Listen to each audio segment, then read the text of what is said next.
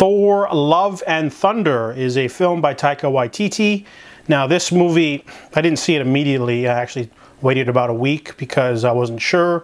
Reviews weren't very kind, but a friend wanted to go, so I wanted to support Taika Waititi. I've seen many of his films. This one is about Thor. He is now part of the Guardians of the Galaxy, but he feels like lost because he, can fight and he's doing adventures with them, but he kind of wants to do his own thing. So when the Gorr the God Butcher shows up and starts killing gods, he gets involved and he decides to go and fight this new menace that's menacing all the different gods. And we know that gods are just aliens, basically. So that's the plot. And also, Jane Foster has cancer, so she ends up being worthy of the hammer. And Mjolnir basically allows her to become Thor as well. So this movie has a few things going for it and a few things that aren't. For example, Christian Bale's great as Gorr the God Butcher. He has an amazing opening sequence that feels like really haunting. And but the rest of the movie isn't like that. And he's underutilized for sure, though. He's only in the movie for like 20 minutes.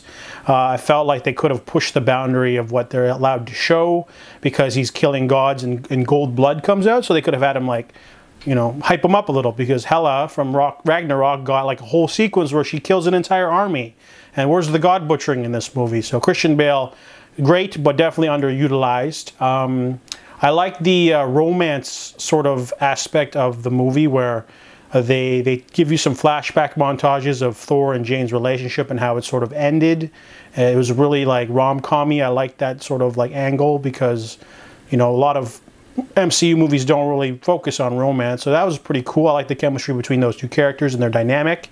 Besides that, the movie falls flat. There's some good visuals here and there, but the action, like the first action sequence takes place in the dark in like a town or city, and like you can't see anything. There's like shadow monsters and like a flashback in the middle of like an action sequence.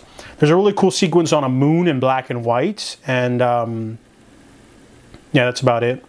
The finale is pretty cheesy, especially with the kids and everything, because the kids get kidnapped by the villain, and then,